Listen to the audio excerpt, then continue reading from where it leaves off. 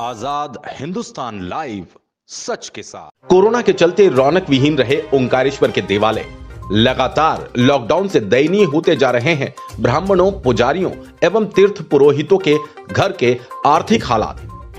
Corona महामारी के चलते जीवन में पहली बार ऐसी स्थिति देखने को मिली कि सावन के महीने में भी देवालयों और भगवान के मंदिरों में रौनक नहीं रही। ऐसे में ब्राह्मणों और तीर्थ पुरोहितों के हालात बहुत दयनीय होते जा रहे हैं। एक और आने वाले भक्तजनों द्वारा दक्षिणा बंद कर दी गई, वहीं उन्हें शासन की योजनाओं का लाभ भी नहीं मिल रहा। विश्व के 12 ज्योतिर्लिंगों में से मध्य प्रदेश के 2 ज्योतिर्लिंग उज्जैन एवं ओमकारेश्वर में सावन के पवित्र महीने में जहां लाखों श्रद्धालुओं का जनसैलाब उमड़ता था, आज वहां वीरानी छाई है। कोविड-19 के फैलाव के कारण शासन प्रशासन द्वारा धार्मिक अनुष्ठान, पूजा पाठ की अनुमति भी नहीं किए जाने से तीर्थ पुरोहितों की भी आर्थिक व्यवस्था पूरी तरह चरमरा गई। स्थिति यह है कि पूरी तरह इसी पर निर्भर रहने वालों के लिए भूखे मरने जैसे हालात हो गए। ज्योतिषाचार्य पंडित अशोक दुबे ने बताया कि हर वर्ष की तुलना में इस वर्ष 70% धार्मिक अनुष्ठानों में कमी आई। निजी स्थानों पर पूजन पाठ कराना पड़ रहा है क्योंकि मंदिरों में ब्राह्मणों को अनुमति नहीं दी गई।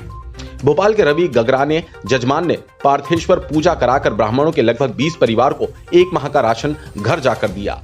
उन्होंने कहा, ऐसी दुर्दशा तीर्थ पंडित पुजारियों की हो चुकी है। जब वे घरों में सामग्री देने गए तो वहां हालात देखकर भावुक हो गए। कैमरे के सामने पंडितों के परिवार को देख रो पड़े। ओंकारेश्वर से ललित दुबे की रिपोर्ट। ये वैसा अभी जब से लॉकडाउन चल रहा है, हम पंडित लोगों की सारी व्यवस्था नहीं बिगड़ गई है। दर्शनार्थी भी नहीं, यात्री भी नहीं, और पहाड़ी क्षेत्र है, दीघा चलना बड़ी मुश्किल हो गया है। यहाँ तो कभी कोई यजमान आ जाते हैं इस तरह से, कोई दानी जो थोड़ा सा हमें स्वल्पाहार रूप में दान कर देता है, जिससे हमारी यथावत गाड़ियाँ चल जाती है, अन्यथा कुछ भी नहीं चल सकता था। जैसी महामारी जो आई है, ऐसी न कभी हमने देखी हमारे जीवन में। मेरी 57 साल की उम्र है, मैं मोटरकाम ऑफिस से आता रहता हूँ। मुझे आते आते लगातार 20 वर्ष हुए, मगर ऐसी महामारी कभी, ऐसी प्रदूषण कभी नहीं देखा। मेरा नाम सुभाष चंद्र बर्वे है। बहुत ज़्यादा फर्क हो गया है। कोरोना काल में अभी ये स्थिति है कि ब्राह्मण किसी भी मंदिर में जाकर पूजा पाठ नहीं कर सकता है, वहाँ पर बैठने नहीं दिया जा रहा, अभिषेक पूजन नहीं करने दिया जा रहा है। तो ब्राह्मण जो हम 10-10 पीढ़ियों से जिन यजमानों के कर्म करते आ रहे हैं, उन यजमानों के लिए हमको घर पर व्यवस्था करना पड़ी। यहाँ पर पार्थेश्वर भगवान बनाए हैं, यहाँ पर हम पूजन कर रहे हैं।